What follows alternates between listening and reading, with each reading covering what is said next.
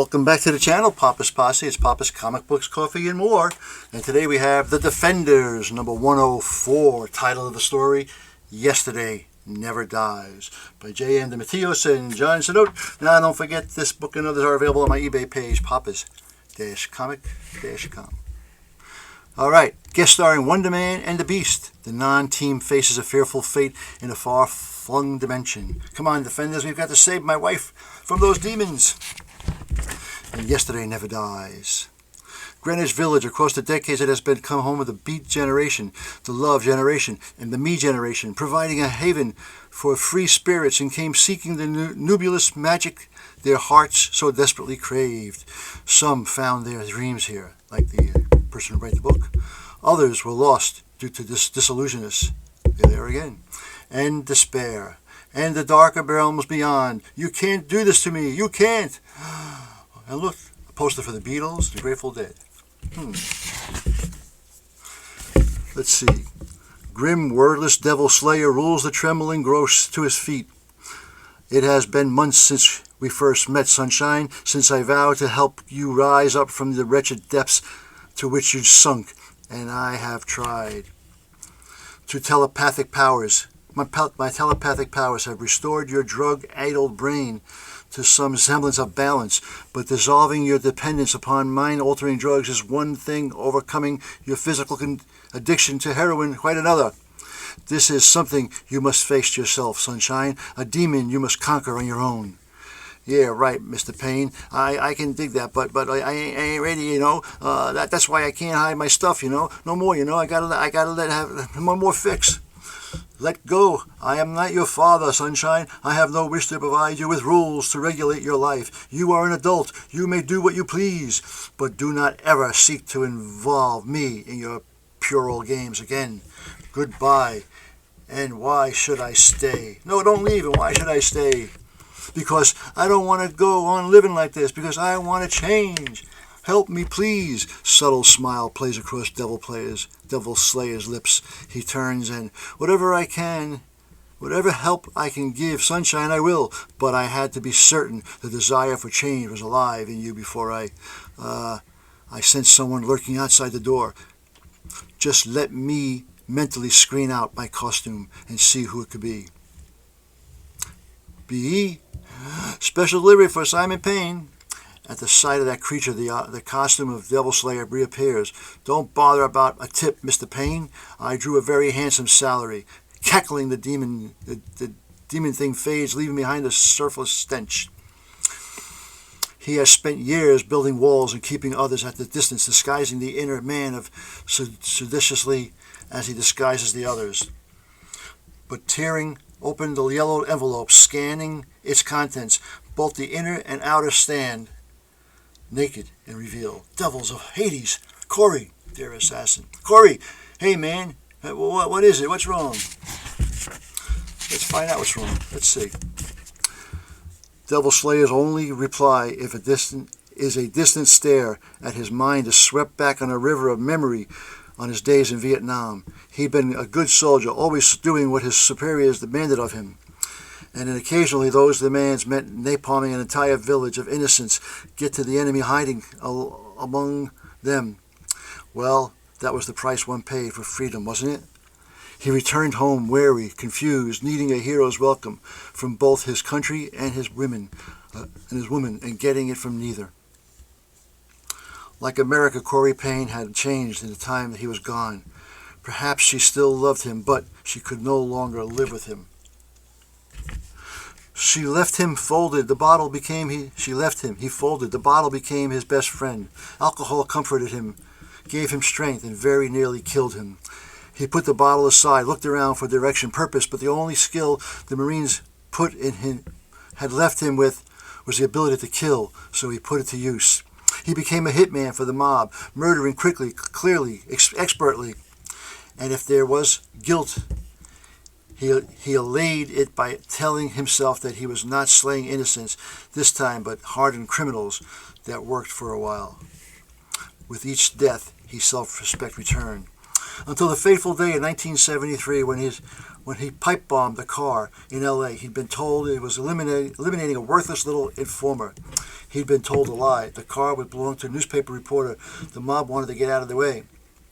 Unfortunately, the reporter's wife and son got in the car before he did. After that, Payne put down his gun, put yesterday behind him. But yesterday never dies. That reporter, Ian Fate, has somehow mastered the occult arts, tracked me down, kidnapped Corey in hopes of luring me to him. Whatever loss he suffered is, if that maniac thinks he can toy with my wife's life, he's made a serious error. The last time Corey and I met, I could feel that there was still hope for our love, and I will not see that hope shattered. Payne, you can't leave me, man, not now. I can, Sunshine, and I will. You have the power within you to confront your devils, while I have the devils of another sort to slay. Urged on by a thought that trans-dimensional shadow cloak wraps itself around Eric, Simon Payne, with an unearthly shimmer he is gone, leaving behind wild-eyed, shaken man, who reaches with the trembling hands for a certain fallen envelope. Elsewhere, the night air is hot and thick in the Arizona desert. The moon baleful as it glares down at the figure staggering across the trackless waste.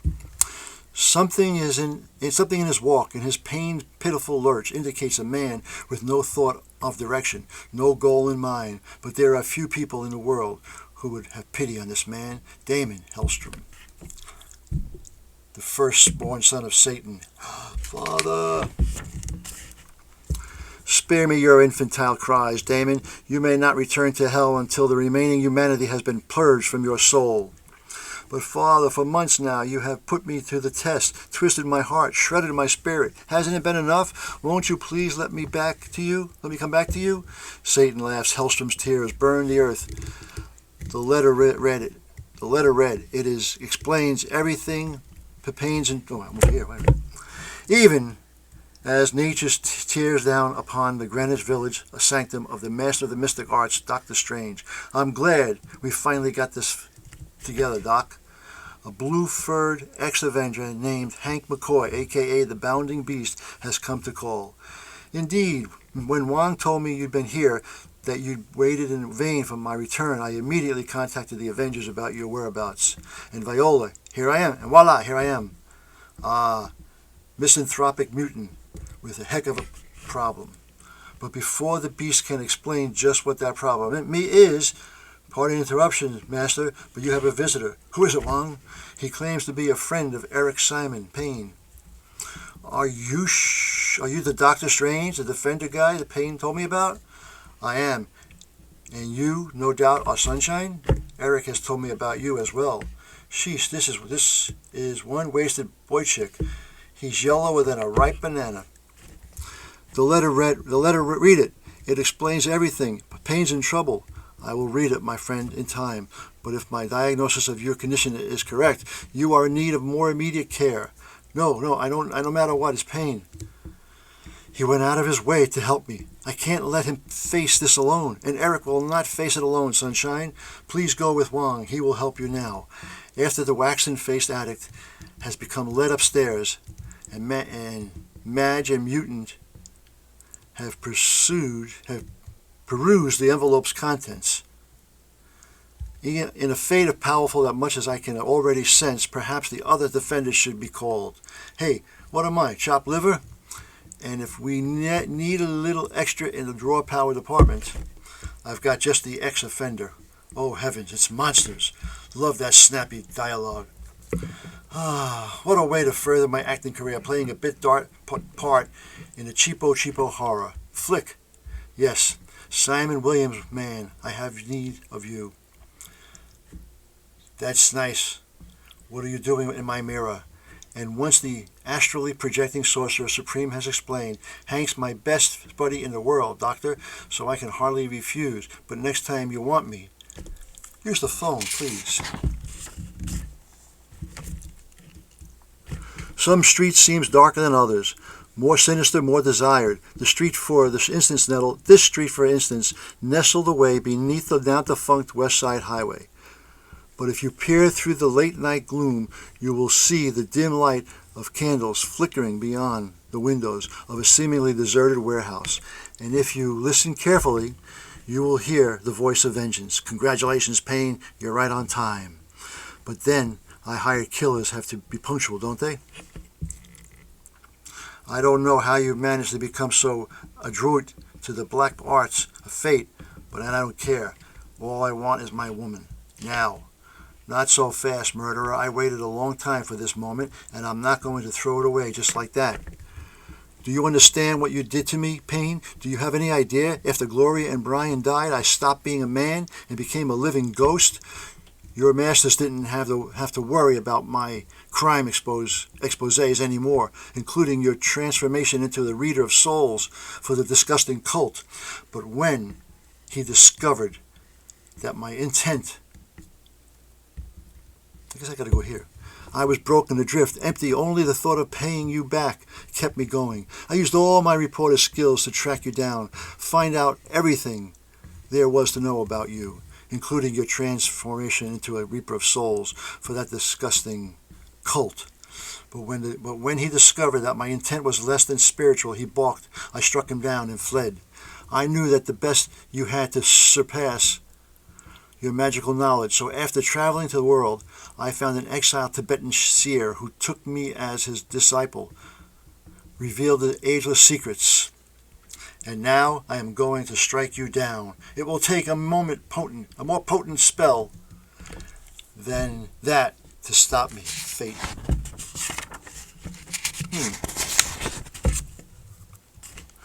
Oh, I have no intention of killing you that way, Payne. Your reaction to your wife's death will be killing enough. You, deceitful pig! Furious Devil Slayer reaches into the folds of his shadow, a cloak, plucks weapons from its dimensional depths, and smashes his way through the phalanx of demagogues. Too late, Payne, for both your cheap parlor tricks and your wife.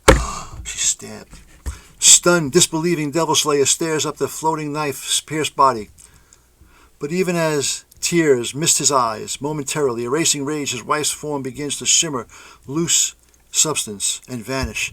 Surprise, Payne, I lied. That wasn't Corey, just a projection made convincing by the images of Icon. I have your real woman secreted away somewhere else. Tears are forgotten. Rage reemerges. You're wasting precious energy, Payne, energy that would be better spent in locating the distant dimension where even now your dear Corey's island prison being assaulted by some very unpleasant locals. I think now her terror will build as they slowly crack the barrier of cepharic energy that protects her, as they swarm over her, tearing her limb for limb, while you meander through the dimensions in search of her. But the spell of concealment I cast will keep Corey forever blocked from you. Then you'll understand that I felt pain, and I hope it destroys you, as it destroyed me. Then fate, too, is gone. Leaving the demon-hunting defender lost and bitter tonight. There's no hope. No hope. There is always hope, Eric, as long as a man is not alone. While Devil Slayer considers Dr. Strange's words, a recently resigned defender is also learning how it feels not to be alone. Although it has been weeks since federal judge terminated the government's investigation of his finances, Kyle Richmond, the high-flying Nighthawk, has only now launched a much-needed victory party. Here's to you, Kyle. Now that Uncle Sam has your check for unpaid back taxes and Richmond Industries is in your hands again, all's well with the world. I'm just happy that my legal advice could help get you out of this mess. Don't drink up yet, Mr. Murdoch. I'd like to thank Kyle for seeing that Val, Isaac, and I have a place to call home again.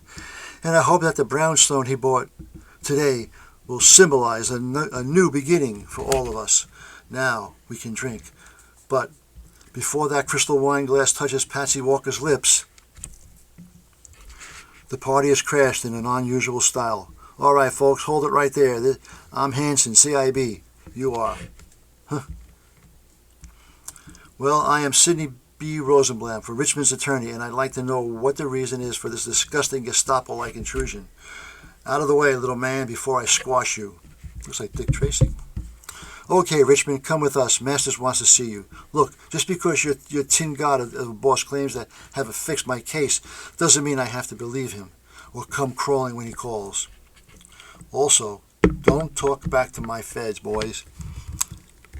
Bull, they're no feds. They're no more feds than I am. According to my hypersenses, Hanson Pulse's rate is going wild. He's lying through his teeth, which means Kyle's in trouble. But with no place to get into a costume, what can I do to help? Although Matt Murdock is reticent about publicly revealing that he is the sightless sawblucker called Daredevil, there are others on hand far less reserved about revealing their other identities. I suggest you young gentlemen let Mr. Richmond be, or face the wrath of Odin's own. And you can bet I don't need a costume to tear you clowns apart. The fraudulent agents freeze for a moment, taken aback by the Gargoyle Valkyrie and Hellcat's charge. But their shock all too quickly fades. Pistols are drawn, aimed, and when the cloying gas they fired finally clears, Kyle Richmond and his three would-be saviors are conspicuous by their absence. Meanwhile, on the west side, my meditation has been fruitful, Eric. I have passed the spell of concealment, tracked the lingering energy trails. I know where Corey is. But there is grave danger. The dimension fate has chosen borders of the realm of the board Dormammu himself. It is best that I travel there alone. I didn't ask for your help in the doctor. I didn't ask for your help in this, doctor, and I'm not asking now. Just tell me how to breach this dimension, and I'll see to my way of safety. Geez, and I thought the vision was grim. Payne, what strange make android ex-partner seem like regular Bill Murray. Gentlemen, why waste time with needless palavers every time even a so-called non-team like the Defenders needs a little teamwork? So why don't we all go? Perhaps that would be the wisest course, Eric. Devil Slayer nods, then feels a jolt in his mind as Dr. Strange communicates their precise destination. Then, as the shadow cloak shakes into life, why do I get the feeling I'm in for another rude shock? Oh, Hank, I seem to be falling rapidly, so I've noticed. It appears the good doctor was a trifle off in his beam down coordinates. But don't worry, I've got the situation well in hand. Or should I say foot? You've used that joke before, Hank. It wasn't funny the first 200 times. Sorry. My apologies as well. One demand, the land masses in this dimension are constantly shifting. There was no way to guarantee a landing on solid ground. Luckily, my cloak of levitation and the beast's uncanny agility have spared us any further problems. Your problems are just beginning, Dr. Strange. Because it's just beginning, says the Thing. Okay, why? As I am sure you can plainly see, I spent many a vacation in this realm developing a rapport with the natives. In other words, finding Mrs. Payne and having her are two different things. And saving her. And having her. Devil Slayer opens his mouth to reply, but all that comes out is a guttural roar of anguish. And then the battle is on. The beast and Wonder Man move forward, one mind, one unit, their years of Avengers showing in every well-thought-out move. But Payne leaps ahead, the bloodlust rising in his eyes, nearly overpowers his concern for his wife. And as for the Doctor Strange, part of me was hoping Payne would draw you into his doctor. I've heard many tall tales about you, and I'm anxious to prove them false. Do you see how effortlessly I've deflected your spell and entrapped you in this crimson band of Cytorak? Stephen Strange smiles at the boast, even as his conjures up an equally powerful counterspell. While down below, a pile drive of fists, the physical equal of that astral force, proves their worth. Here's another one for you, Hank. Much gracias, Wandy. I'll see that it's disposed of in a way that won't prove harmful to the environment. The beast isn't doing too badly either. But it's Eric Simon Payne who leads the charge, whose eyes are ever diverted from the frantic woman. at long last, within its reach. As the mystic dome around her finally cracks and shatters, Corey Payne calls her husband's name, and there is no sound. Perhaps it is the fear that robs her of her voice. Perhaps something else. Corey, I'm coming, I'm coming. Meanwhile, straight up, enough fate, though your raw power rivals that of an arch foe Baron Mordo, you are still in it a novice. You broke my strongest spell. Of course, I am not Doctor Strange, master of the mystic arts. Am I not? He is, as his android encasement of Ian Fate clearly proves. But unfortunately, he has not yet mastered the art of being in two places at once.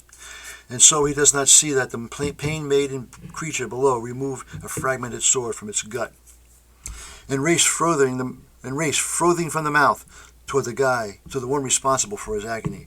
Devil Slayer, too, is otherwise occupied. Corey Payne is not.